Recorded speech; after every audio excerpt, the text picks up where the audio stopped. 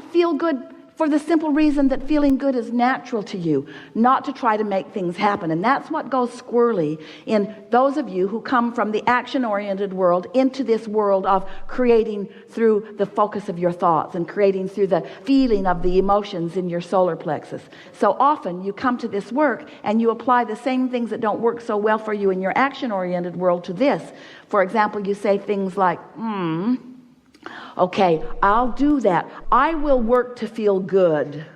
I'll pay the price of feeling good, Abraham, if it will get me that. Well, there's the rub. Because in the doing it to get that, which I don't have, now I'm introducing resistance into my own equation. Do you feel what we're talking about? Yeah. But when you want to feel good because you want to feel good, every single thing you want, pile of money, beautiful relationships, circumstance and events, everything that you want is because you think you will feel better in the having of it. But you've got to turn it around. You got to feel better because you want to feel better, because you want to feel better, because you want to feel better. You cannot have the ulterior motive of needing to fill this void with that, because that motive of needing to fill this void will keep this void alive and active forever. You see? Did you hear that? Yes. We are shouting. You don't need all of that to happen in order to feel good. That's why it can be unconditional. That's why we're so good at it. There are no conditions for us to resist. We are unconditional. We know what you want is done. We don't need the manifestation to be there. The condition is irrelevant to us. That's why we're able to stay in the high vibration. You got to find out a way to do that too, you see. You got to talk yourself in to feeling good unconditionally. Did you get the job? No. Why are you smiling? I just feel good. But why do you feel good? You didn't get the job. Well, what's that got to do anything? I just feel good. Did you win the lottery? No. Well, you look like you won the lottery. What's the matter with you? Why are you so happy? Because I just feel good. Why do you feel good? Because I want to feel good. Because I'm not thinking thoughts that keep me from feeling good. You're starting to make me not feel so good. I think I'll go somewhere else, but unconditional. I feel good because it's natural for me to feel good. It's natural for me to feel good. It's natural for me to feel good. And so, why do you want to feel good? Are you kidding? Are you kidding? Why do you want to feel good? Because it feels good to feel good. Oh, I thought you were feeling good in order to make something happen. Feeling good is making something happen.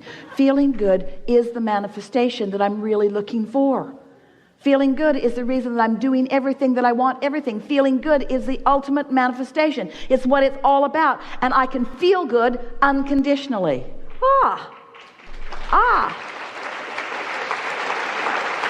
Well, how do you feel good unconditionally? By focusing upon something that's easy to feel good about. Well, isn't that a condition? By finding the feeling in something that feels good.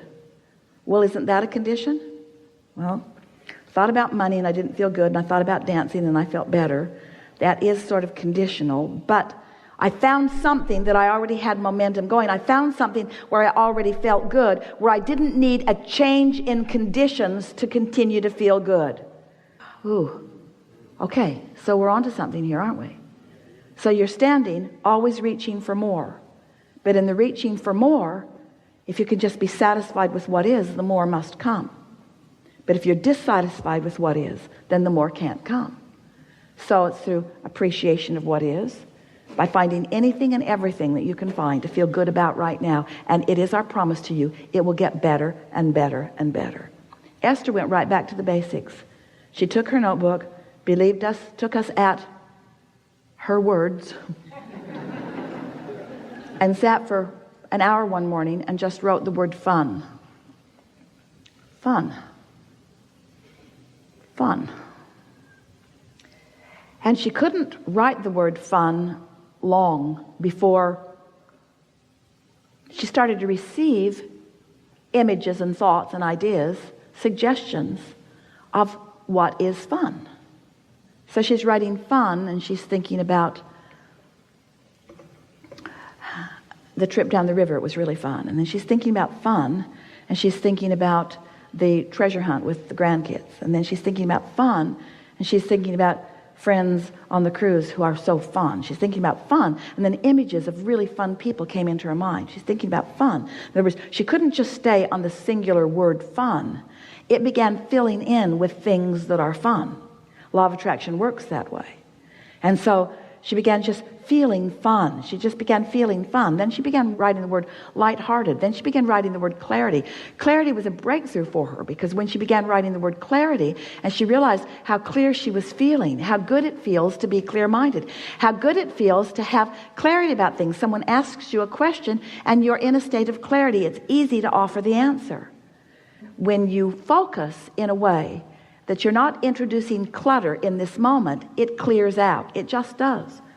And as you do it the next day and the next day and the next day and the next day and the next day, you just, these are not the best words, but maybe they fit right here well for you. You clean up your point of attraction. You just clean it up a little bit at a time until you stand in this place of being blessed. You just stand in this place where you expect good things to happen to you. And then everywhere you go, people treat you nice. Everywhere you go, things turn out the way you want them to. It's just everything happens nice for you. And then eventually, usually, sometimes you'll meet up with somebody, usually somebody you know, usually someone who knows you, who feels jealous of how well your life is going when their life is not going so well. And then they will say to you, as they say to Esther, well, it's because you had money that happened. And Esther said, that did help. That helped a lot. That helped a lot. But the money came in the same way that comes. It all comes in the same way. And then that person who said that just blocked the flow from themselves. They stopped all the well-being that was on its way to them that day by making that statement, by making that comparative statement, by saying, you get this for this reason and I don't have that reason. You've got a condition in your life that allows that good to come to you, but that condition is not in my life. Therefore, I do not believe that will come to me, so it cannot. You see how it works? Today we want to show you how you can tend to the only thing that is important for you to tend to, which is your point of attraction. Your point of attraction. Your point of attraction right here. What am I, you in your physical body, what am I letting in? There is a path from where you are to where you want to be on every subject, because the source within you knows what you want, and knows where you are, and knows how to lead you to what you want. And so we call that the path of least resistance, because if you've got resistance going on, you can't see the path. In other words, if you really want something and you're trying so hard to make it happen, the very effort that you are offering is the indicator that you've got the wrong frequency going on, and you just can't see the path. You can see the path of most resistance: work long hours, get too tired, try to get other people to understand what I mean, explain until I think my head's going to explode, need others to see it my way, justify my position, defend my position, rationalize my decision, try. That won't get you to where you want to be, and the path that you're on is miserable in the process. That's the path of most resistance. So when you begin to understand that you are a vibrational being and that you live in a vibrational universe, and you understand the physics of vibration, and you really do, you just sometimes don't know that you do, then you can have a path of ease and flow and fun and clarity and precision. Oh, clarity. Nothing more delicious than to want something and feel yourself in the process of becoming it. So we want to put most of the emphasis on what you're doing with your point of attraction. How you doing vibrationally? Do you have a big wad of resistance all balled up in you? You can tell if you're ornery all the time, or if you're fearful, or if you're angry. That's what that means. But if you are joyful, if you're feeling good, if you feel lighthearted, you remember that lighthearted feeling? You remember being a kid and having a day when nobody was on your case? They didn't even know for sure where you were. And you felt free. You felt free, that lighthearted feeling. Esther used to say to Jerry, let's go get a Coke and pretend like we're on vacation. It's like that feeling of being on vacation, that feeling that nothing needed to be done other than what I am feeling my way to. That's the way you are meant to live every single day. That's the way it's supposed to be all the time. And until it is that way, you're not going to be in a place where you're following your path, and you're going to be working way, way, way harder for the crummy little things that you're allowing for yourself instead of, don't mean to be disrespectful, but really the mediocrity that you put up with. It's stunning. It's stunning how much of what you really want you are denying yourselves of having. Oh, and then you justify, well, I want to be spiritual. I don't want to be materialistic. And we say, then you should have stayed where we are, where nothing manifests. Just think about things. But you're here for manifestation. Manifestation is the most spiritual, perfect part of the creative process. That's why everything that you know as God and source and spirit is focused here with you, out here on the leading edge. And in fact, that is the only reason that you are ever able to ever feel negative emotion, because all this source is focused with you on this path of culmination and creation and cooperation and delicious expansion. And when you deprive yourself of that signal, you feel rotten. And then you assume you're doing something wrong or that you're being denied it. You are not ever being denied anything, but you deny yourself plenty. And the way you deny yourself plenty is by getting all screwy in your vibration. Things like, I'm not a good person. Are you kidding? I'm not a good person. I wasn't born at the right time. Or my mother, it's my mother's fault.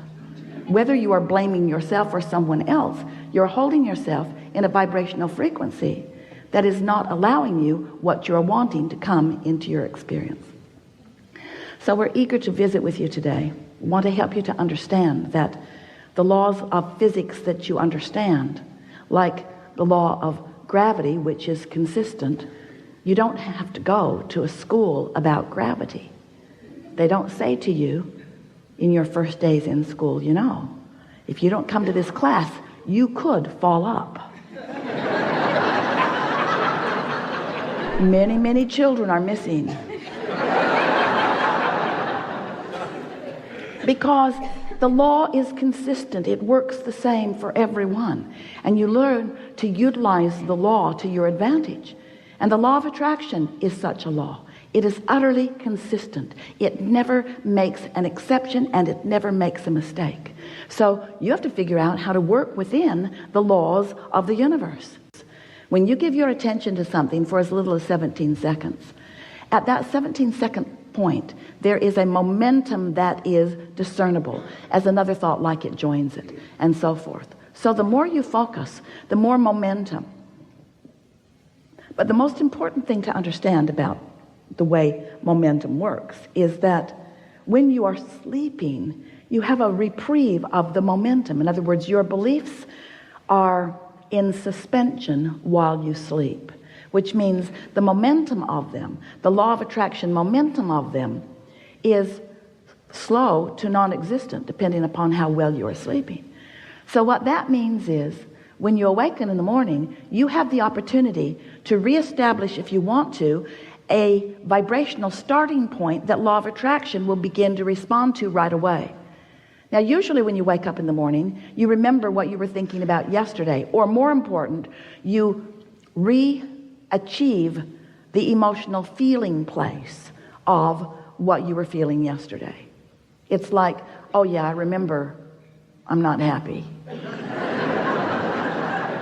Or, oh yeah, I remember I'm lonely. I'm lonely now. Or, oh yeah, I remember I'm confused. But what we want you to realize is that you don't have to be the same lonely today that you were yesterday, because that night's sleep changed the momentum. But when you wake up in the morning and you deliberately, and you do, call those same people, talk about those same things, focus in the same ways, you reactivate your vibration much as it was before, but you do not have to do that.